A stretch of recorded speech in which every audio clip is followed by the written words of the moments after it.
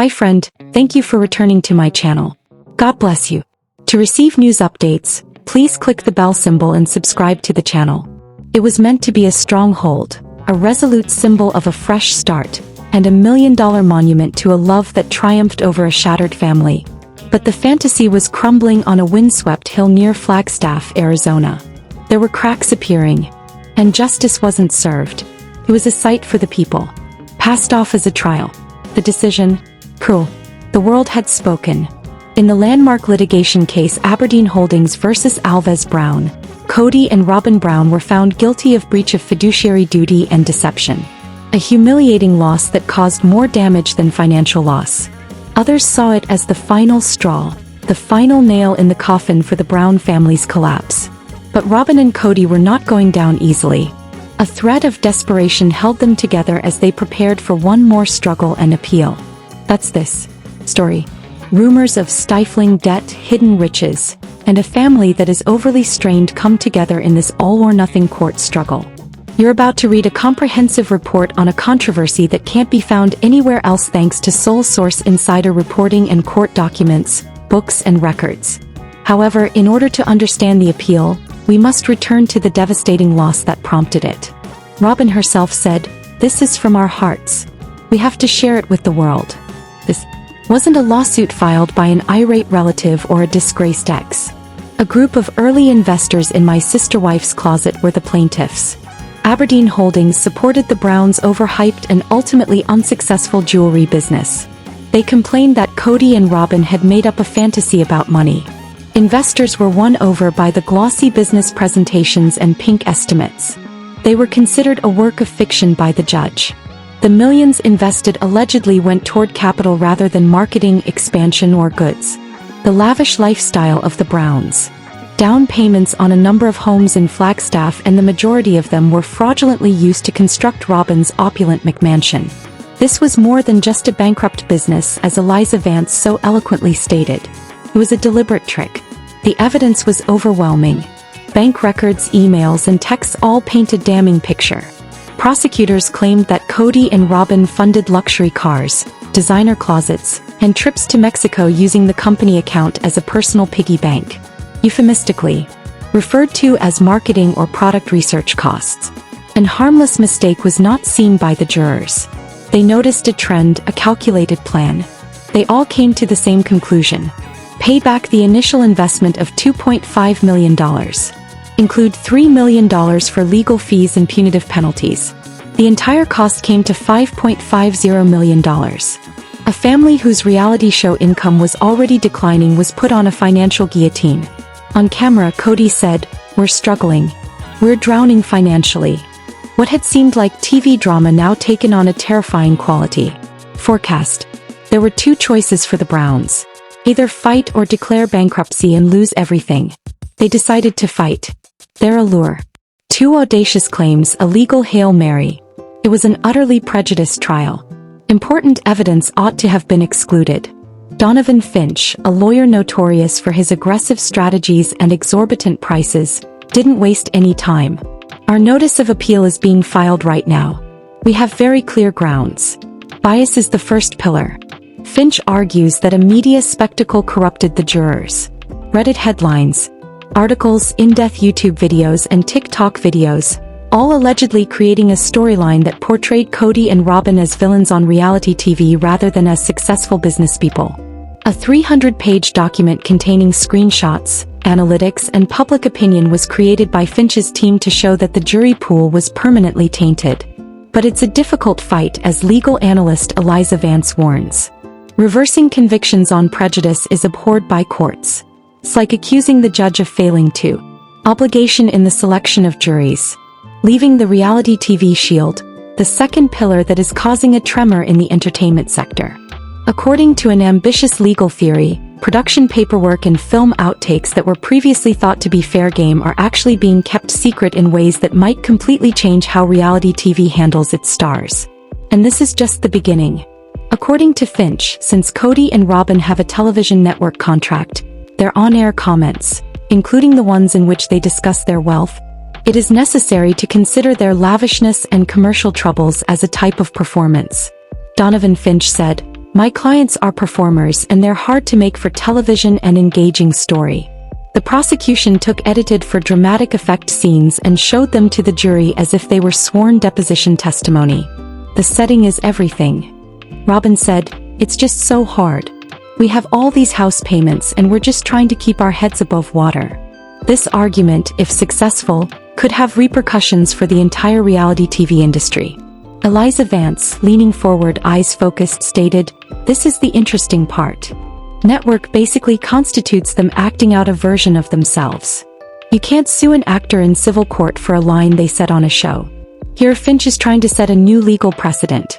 According to him, their TLC deal creates a kind of fictional bubble around them. When Kody says, he's trying to have all on-air evidence dismissed as inadmissible, saying it's like using quotes from Game of Thrones in a real-life lawsuit against the actors. Naturally, the plaintiff's lawyers have called this argument absurd and an insult to the court's intelligence. Drowning in debt on camera, he says, is not a factual statement. It is a plot point. When Robyn talks about needing money for her large house, it is a character motivation rather than an admission of fiscal priorities. The appeal is based on this exact question. Where is reality and performance distinguished? Can you escape the repercussions of the economic fact, a house of cards?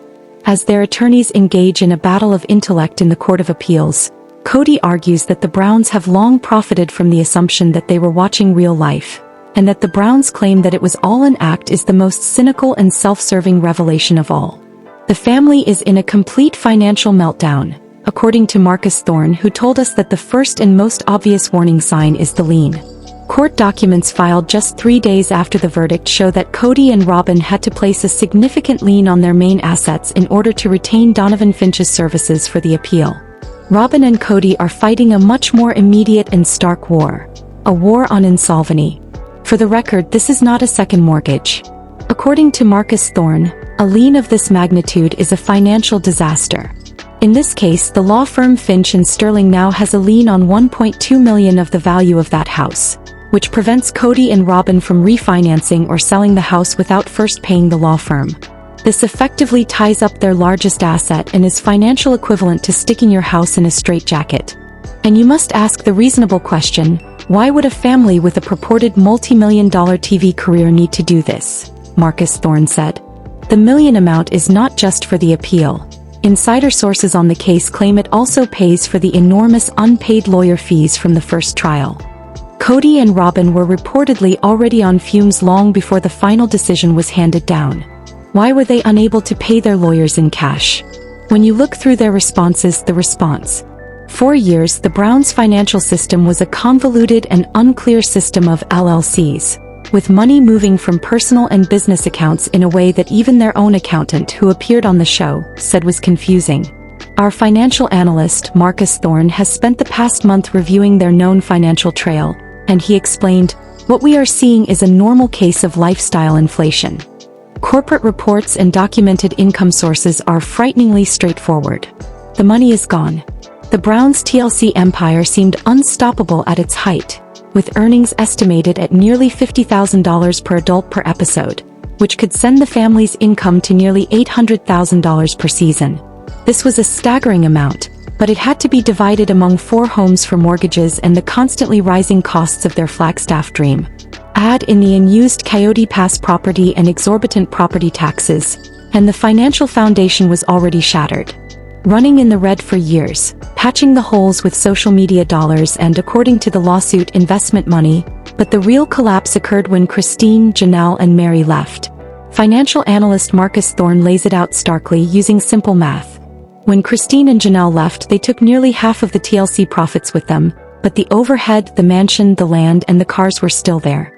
The appeal is not just a legal ploy, a desperate attempt to delay the inevitable, but inside the fortress-like walls of Robyn's multi-million-dollar mansion, a more sinister scenario was taking place. Court documents paint one picture, but rumors from within paint another. A former production assistant who worked on the show in the weeks following the bankruptcy isn't a red flag. It's a neon sign flashing bankruptcy. They're not just broke, they're millions in arrear. The mood was unbearably tense.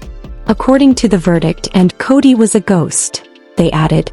When he did show up, he was furious and accused the entire network of making him the antagonist, accusing Christine and Janelle of leaving the investors and the investors of being predators. Never himself, never ever. Then there were the off-camera fights, which according to this source, escalated to explosive levels, far beyond what fans were accustomed to witnessing. Robyn wasn't crying like you see on television. She was scared, angry. "They're going to take my house, Kody. You promised." But the hysteria wasn't inside the manor house. One night, one of the sound guys caught her crying. "They used to be so quiet," the neighbor said. "But now, black sedans and luxury SUVs come and go all hours of the night and day. No cameras, no crew." Then one evening, a neighbor whose land adjoins the Browns described a chilling change in activity, with mysterious visitors arriving in the middle of the night, unmarked cars, and discreet transactions in the dead of night. Panel van reversed into the garage, unmarked, loading box after box. Not furniture, small items, expensive items, but when paired with financial records, a gory theory emerges. The man in the suit wasn't a lawyer. He was an asset appraiser, and those boxes weren't mementos. They were luxury goods, designer handbags, jewelry, artwork, collectibles, anything that could be sold off or hidden before creditors arrived. A desperate couple trying to save what little they have before the financial guillotine drops may have been nothing more than a cover-up. But this was only the beginning. In part 2 of this investigation, we pull at the threads of a larger financial tapestry, one spun with hidden LLCs, dubious transfers and transactions dating back years. We'll show how the other wives truly feel about the crisis and the last. This is no longer about winning in court, this is about survival, and survival comes at a cost. After reading the appeal, legal analyst Eliza Vance warned that Donovan Finch's reality TV Shield argument is bold, audacious, even, but it's built on sand. He is trying to legally categorize them and by extension all reality TV contestants as fictionalized persona performers, a new legal term he coined. Eliza Vance said he cites precedents from cases involving satirical news programs and even professional wrestling. In fact, his brief includes a footnote that compares Kody Brown's on-screen tear about money to Hulk Hogan's on-screen interviews from the 1980s. The argument is that viewers are aware that Kody is performing in what they are watching, and he is arguing that you cannot sue Hulk Hogan for threatening to destroy his opponent in the ring. Therefore, why can you use Kody Brown's on-screen tear about money? In order to counter this, Aberdeen Holdings lawyers have filed a scathing rebuttal, calling in their own experts and characterizing Finch's argument as cynical revisionism of the history of a whole television genre. "Oh, the whole appeal of a show like Sister Wives is its perceived authenticity," said Dr. Featherton, gravely thoughtful. "For almost 10 years, the network and the family have profited from the implicit assurance given to the audience that this is an authentic look into the life of a real family. The concept of the show is that it is marketed as a documentary. In addition to being dubious from a legal standpoint, their subsequent admission that it was all an act is a grave betrayal of the people who trusted them. It's an admission that, by their own legal definition, the product they sold for 12 years was a hoax." This argument has been heavily cited by the plaintiff's lawyers. They provided several interviews to the court. Throughout the years, Kody and Robyn have consistently asserted the show's veracity. According to Robyn's previous interview, "What you see is what you get." Kody said, "Mel, we wanted to do this show to reveal to the world what is real in our lives, the good and the bad. It's true. It's uncooked. We also don't hide anything." In her own words, Eliza Vance clarified, "This is what makes the reality television Shield so certain to fail." Statements made years ago while working in advertising are completely at odds with their current legal defense. When a judge reads this, they will say, "You can't have it both ways. You can't make money off the premise of reality for 10 years and then, when that reality becomes legal, suddenly say it was just a work." It's a very risky game because it basically forces them to admit on the record that their show is staged.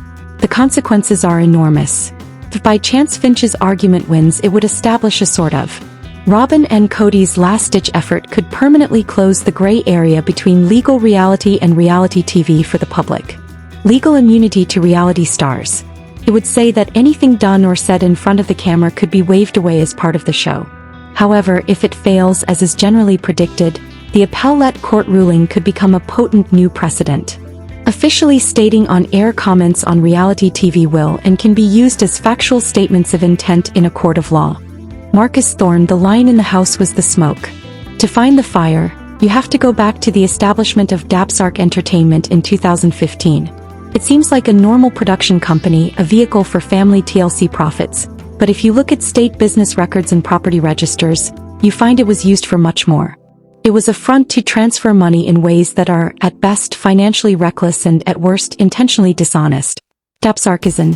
The TLC checks went into Dabsark, where Robyn and Kody, as sole signatories, would pay spousal wages to Meri, Janelle, and Christine.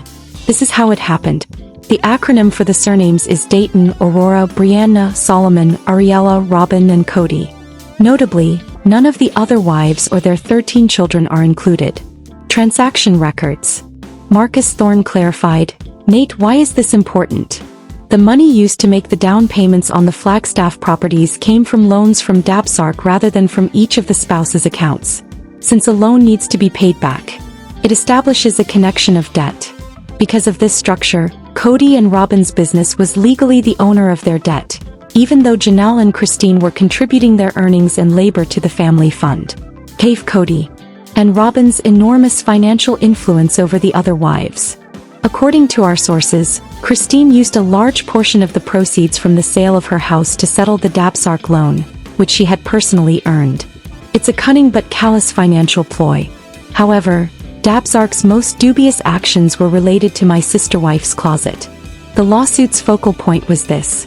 The MSWC business account received the $2.5 million from Aberdeen Holdings. However, within weeks, bank documents presented during the trial showed large transfers referred to be management fees or intercom loans from MSWC to DBRC. Here we're discussing $250,000 at a time. The money was combined with the TLC earnings once it was in Dabsark. It was then used for personal needs, such as additional proof that the prosecution had presented of a $75,000 down payment on the land where Robyn's house would eventually be built. The jurors considered this extra financial shell game to be quite convincing. However, something else that wasn't a focus of the trial has been revealed by examination. Debt from credit cards.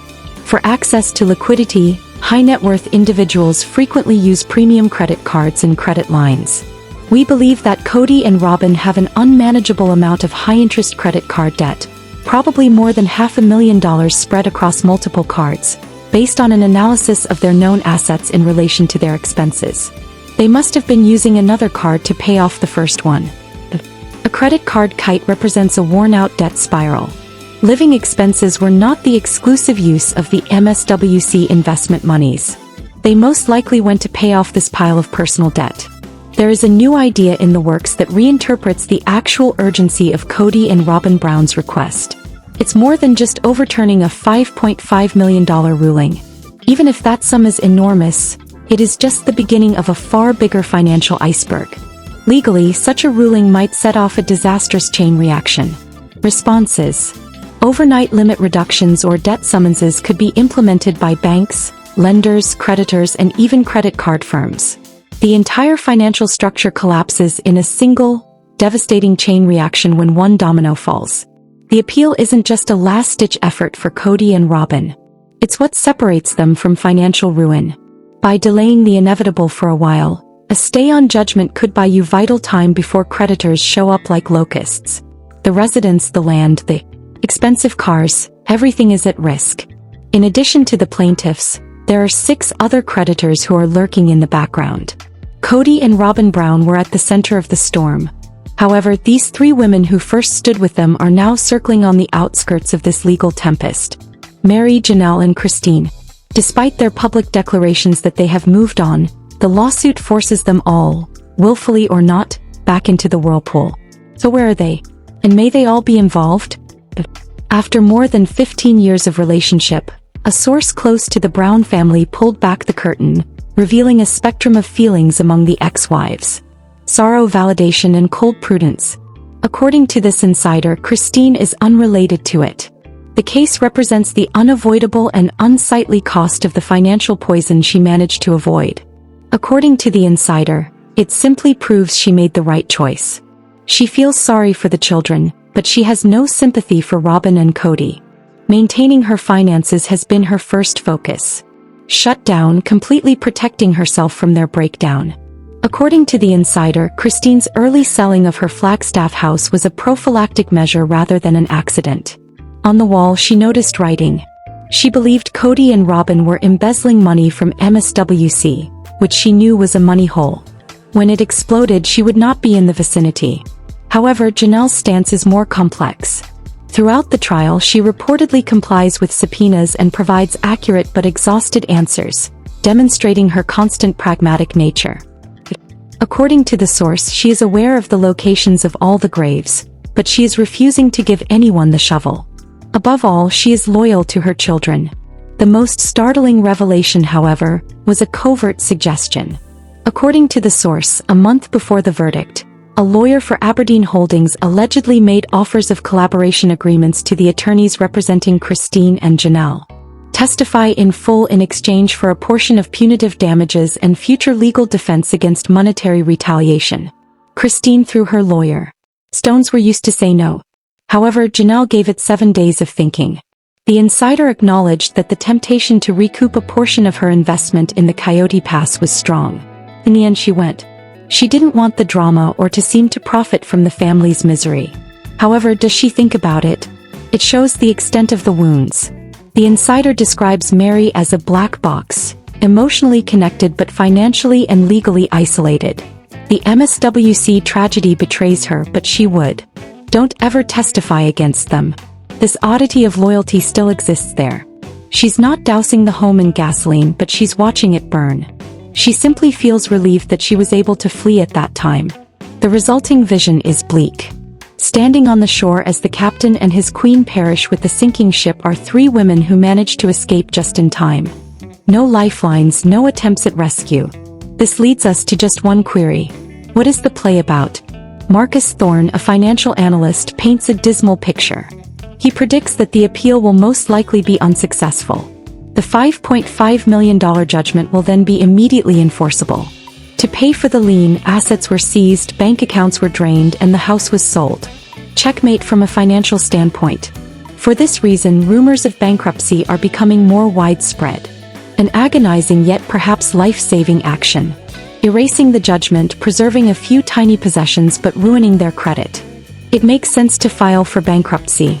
Thorne gives in. However, logic might not prevail.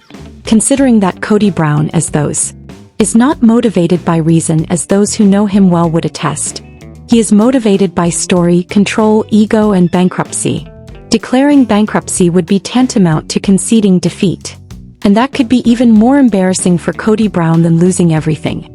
A trustee in bankruptcy would also have extensive authority to seize assets, look into their expenditures, and even speak with the other wives. It would be a colonoscopy of the finances. They don't want that kind of scrutiny, in my opinion. If bankruptcy is not an option, then what? Our last and most explosive exclusive theory follows from this. Only someone as desperate as Kody Brown could have thought of such a bold gambit. An examination of their recent actions along with our sources suggests a stunning possibility. The legal stumbling, the appeal, and the asset sale. It might all be for the same purpose. Purchasing sufficient time to transfer their remaining liquid assets outside of the jurisdiction of U.S. courts. Marcus Thorne's voice leans forward. Very seriously.